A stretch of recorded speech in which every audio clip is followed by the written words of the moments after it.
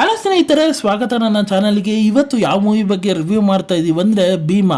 ಹಾಗೆ ಈ ಮೂವಿಯ one-liner story ವಿಚಾರಕ್ಕೆ ಬಂದರೆ, ಭೀಮಾಗೂ ಡ್ರ್ಯಾಗರ್ ಮಂಜುಗೂ ಒಬ್ರನ್ನ ಕಂಡ್ರೆ ಒಬ್ರು ಆಗ್ತಾರಲ್ಲ. ಡ್ರ್ಯಾಗರ್ ಮಂಜು ಒಂದು ಡ್ರಗ್ ಬಿಸ್ನೆಸ್ನ ಮಾಡ್ತಾ ಇರ್ತಾರೆ ಅಂತ ಅನ್ಬೋದು.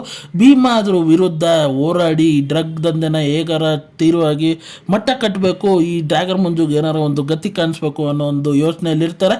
ಹಾಗೆ ಡ್ರ್ಯಾಗರ್ ಮಂಜುಗೂ ಭೀಮಾಗೂ ಇರೋ ಆ ದ್ವೇಷ ಏನು, ಹಾಗೆ ಈ ಡ್ರಗ್ ಮಾಫಿಯಾನ ಮಟ್ಟ ಕಟ್ತಾರ ನಮ್ಮ ಭೀಮಾ, ಇಲ್ಲ ಕತೆ ಏನಾಗತ್ತೆ ಅನ್ನೋದನ್ನೆಲ್ಲ ನೀವು ತಿಳ್ಕೊಬೇಕಂದ್ರೆ ಈ ಮೂವಿನ ಹೋಗಿ ನೋಡಬೇಕು. ಮೂವಿ ವಿಚಾರಕ್ಕೆ ಬಂದ್ರೆ, ಈ ಬ್ಯಾಂಗ್ಳೂರ್ನ ಅಂಡರ್ವರ್ಲ್ಡ್ ಗ್ಯಾಂಗ್ಗಳು ಹೇಗೆ ವರ್ಕ್ ಆಗತ್ತೆ, ಅಲ್ಲಿಂದ ಭೀಮನ ಒಂದು ಕ್ಯಾರೆಕ್ಟರ್ನ ಇಂಟ್ರೊಡ್ಯೂಸ್ ಮಾಡಿರೋದಾಗ್ಲಿ, ಡ್ರ್ಯಾಗರ್ ಮಂಜು ಕ್ಯಾರೆಕ್ಟರ್ನ ಇಂಟ್ರೊಡ್ಯೂಸ್ ಮಾಡಿರೋದಾಗ್ಲಿ, ಹಾಗೆ ಆ ಗ್ಯಾಂಗ್ಗಳಿಗೆ ಇರೋ ವ್ಯಕ್ತಿಗಳನ್ನ ಇಂಟ್ರೊಡ್ಯೂಸ್ ಮಾಡಿರೋದಾಗ್ಲಿ, ಅದ್ರ ಜೊತೆ ಇಬ್ಬರ ನಡುವೆ ಇರೋ ವೈರತ್ವನ ಹೇಗೆ ಪೋಟ್ರೆ ಮಾಡಿರೋದಾಗ್ಲಿ ಸಖತ್ ಬ್ಯೂಟಿಫುಲ್ ಆಗಿ ಅನ್ಸುತ್ತೆ ಸ್ಕ್ರೀನ್ ಮೇಲೆ ನೋಡ್ತಾ ಅಂತ ಅನ್ಬೋದು.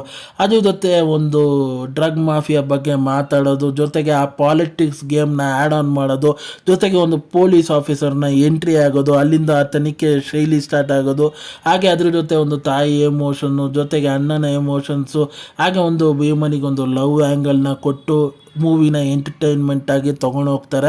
ಫಸ್ಟ್ ಆಫ್ ಥ್ರೂ ಔಟ್ ಅಂತ ಅನ್ಬೋದು. ನೋಡೋದಕ್ಕೆ ಸಖತ್ ರಿಯಲಿಸ್ಟಿಕ್ ಆಗಿ ಭಾಳಷ್ಟು ಇಂಟ್ರೆಸ್ಟಿಂಗ್ ಆಗಿ ಫಸ್ಟ್ ಹಾಫ್ ಇರುತ್ತೆ ಅಂತ ಅನ್ಬೋದು. ಅಲ್ಲಲ್ಲಿ ಬರೋ ಆ ಕಾಮಿಡಿ ಟಚ್ಗಳು, ಹಾಗೆ ಆ ಇಂಟರ್ವಲ್ ಬ್ಲಾಕು ಒಂದು ಡೀಸೆಂಟ್ ಆಗಿತ್ತು ಅಂತ ಅನ್ಬೋದು. ಆದರೆ ಮೂವಿಯ ಸೆಕೆಂಡ್ ಹಾಫು ಅಲ್ಲೇ ಸ್ವಲ್ಪ ಹೊಡ್ತಾ ಕೊಡೋದು ಅಂತ ಅನ್ಬೋದು. ಆ ಕತೆ ಒಂದು ಕಡೆನೇ ಫೋಕಸ್ ಮಾಡೋದ್ರಿಂದ ಆ ಕಥೆಯ ಒಂದು ಇಂಟ್ರೆಸ್ಟು ಸ್ವಲ್ಪ ಲೆಸ್ ಆಗುತ್ತೆ ಅಂತ ಅನ್ಬೋದು. ಹಾಗೆ ಅಲ್ಲಿ ಬರೋ ಆ್ಯಕ್ಷನ್ ಸೀಕ್ವೆನ್ಸ್ಗಳು ಸ್ವಲ್ಪ ರಿಪೀಟೆಡ್ ಆಗಿ ಅನಿಸುತ್ತೆ.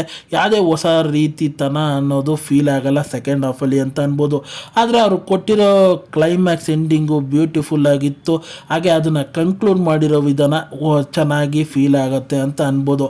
ಆದರೆ ಮೂವಿಯಲ್ಲಿ ನನಗೆ ಇಂಟ್ರೆಸ್ಟಿಂಗ್ ಅನಿಸಿದ ವಿಚಾರಗಳು ಅಂದರೆ ಪಾತ್ರಗಳು ಅಂತ ಅನ್ಬೋದು. ದುನಿಯಾ ವಿಜಿ ಸರ್ ಅವರು ಚೆನ್ನಾಗಿ ಪಾತ್ರನ ತಗೊಂಡಿದ್ದಾರೆ. ಆದಷ್ಟು ನ್ಯಾಚುರಲ್ ಆಗಿ ಎಲ್ಲ ಕ್ಯಾರೆಕ್ಟರ್ಸ್ಗಳು ಮೂವಿಯಲ್ಲಿ ನೋಡ್ತಾ ಅನಿಸುತ್ತೆ ಎಲ್ಲರೂ ನ್ಯಾಚುರಲ್ ಆಗಿ ಪಾತ್ರ ಮಾಡ್ತಾ ಇದ್ದಾರೆ ಅಂತ ಅನ್ಬೋದು. ಎಸ್ಪೆಷಲಿ ಆ ಡ್ರಗ್ಸ್ ತಗೊಳ್ಳೋ ಹುಡುಗರ ಪಾತ್ರಗಳಾಗಲಿ, ಆಮೇಲೆ ಆಪೋಸಿಟಲ್ಲಿ ಡ್ರ್ಯಾಗರ್ ಮಂಜು ಪಾತ್ರಗಳಾಗಲಿ, ಜೊತೆಗೆ ನಮ್ಮ ದುನಿಯಾ ವಿಜಿ ಸರ್ ಅವರ ಪಾತ್ರಗಳಾಗಲಿ ಸಖತ್ ಇಂಟ್ರೆಸ್ಟಿಂಗ್ ಆಗಿತ್ತು. ಹಾಗೆ ಸಪೋರ್ಟಿಂಗ್ ರೋಲ್ಸ್ಗಳು ಅವ್ರು ಕೊಟ್ಟಿರೋ ಪಾತ್ರನ ಚೆನ್ನಾಗಿ ನಿಭಾಯಿಸಿರು ಅಂತ ಅನ್ಬೋದು. ಹಾಗೆ ಮೂವಿಯ ಬ್ಯಾಕ್ಗ್ರೌಂಡ್ ಮ್ಯೂಸಿಕ್ಕು ಬೇರೆ ಲೆವೆಲ್ ಅಂತೀನಿ, ಎಕ್ಸ್ಟ್ರಾರ್ಡಿನರಿ ಆಗಿತ್ತು ಅಂತ ಅನ್ಬೋದು.